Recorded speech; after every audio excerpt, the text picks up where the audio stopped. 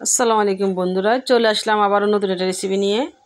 ডাউল দিয়ে একমাত্র একটা ডিম দিয়ে ডাউলের রেসিপিটি দুর্দান্ত মজাদার, খেলে বুঝতে পারবেন কেমন হয়েছে। তো চলেন যাই দেখি কী লাগবে। এখানে আমি অ্যাঙ্কার ডাউল হালকা সিদ্ধ করে নিয়েছি। টমেটো কুচি আছে, কাঁচামরিচ, ধনিয়া পাতা আর টমেটো ফালি করে নিয়েছি একটা। এখানে পেঁয়াজ কুচি আর এখানে যত সব মশলা, এগুলো হচ্ছে সব মাংসের মশলা। মাংসতে যে মশলাগুলো লাগে সেই মশলাগুলো দিয়েছি।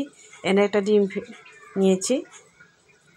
সবগুলো উপকরণ আমি একটা সাইড করে রেখে দিয়েছি রান্না করার সময় যেন জলদি রান্না করতে পারি।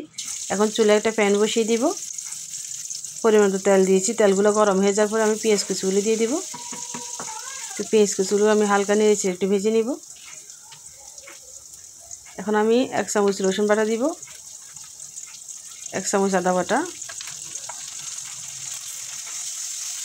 ভালোভাবে একটু নেড়ে নিতে হবে, মানে পেঁয়াজের সাথে একটু হালকা ভেজে নিতে হবে। এখানে যে মশলাগুলো আমি নিয়েছি সেই মশলাগুলো দিয়ে দিব। এখানে হলুদ গুঁড়ো আছে 1 চামচ, মরিচের গুঁড়ো 1 চামচ, জিরার গুঁড়ো 1 চামচ, ধনিয়ার গুঁড়ো 1 চামচ, গরম মশলা 1/2 চামচ। এটা টমেটো ভালি করে দিয়েছি, মানে কুচি কুচি করে দিয়েছি। এই টমেটোটা মশলার সাথে গলে যাবে, মানে ঝোলটা একটু ঘন ঘন হবে, খেতেও খুব ভালো লাগবে। 4-5টা কাঁচামরিচ ফালি করে দিয়েছি। এখন আমি মশলাটা খুব ভালোভাবে কষিয়ে নিব। 2 থেকে 3 মিনিট মশলাটা কষিয়ে নিতে হবে।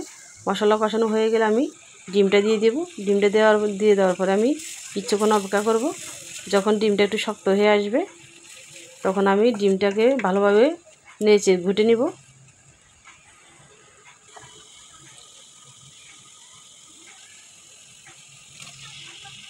তো কষানো হয়ে গেছে মশলা ডিম। এখন আমি নতুন আলুটা দিয়ে দেব। নতুন আলু দিয়ে কিছুক্ষণ নেড়ে একটু কষিয়ে নিব। এরপর আমি অ্যাঙ্কার ডাউলটা দিয়ে দেব। এটা হচ্ছে অ্যাঙ্কার ডাউল, সোনার ডাউল না। বাজারে যে অ্যাঙ্কার ডাউলগুলো পাওয়া যায় সেই অ্যাঙ্কার ডাউল হবে 250 গ্রামের একটু কম হবে। আমি হালকা সিদ্ধ করে নিয়েছি, আপনারা চাইলে একদিন আগে ভিজিয়ে রাখতে পারেন। এখন একটা ঢাকনা দিয়ে ঢেকে দেব। ফিরে আসবো 2 থেকে 3 মিনিট পর। এর মাঝে আমার সিদ্ধ হয়ে যাবে বা কষানো হয়ে যাবে। এখন ঢাকনা খুলে আমি একটু নেড়ে নেব।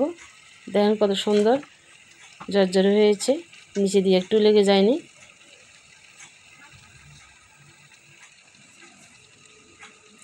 তো কষানো হয়ে যাওয়ার পরে আমি গরম পানি দিয়ে দিব। আমি গরম পানি করে রেখেছিলাম।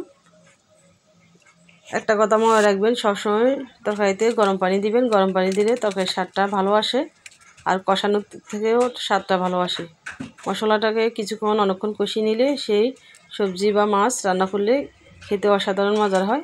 এখন যে টমেটোটা ফালি করে রেখেছি সেটা আমি দিয়ে দিলাম। এখন ঢাকনা দিয়ে রেখে দিব। ফিরে আসবো 2 থেকে 3 মিনিট পর। যেহেতু আমি গরম পানি দিয়েছি সেই জন্য তাড়াতাড়ি বলক চলে আসছে। তো ঢাকনা খুলে আমি একটু নেড়ে দেব।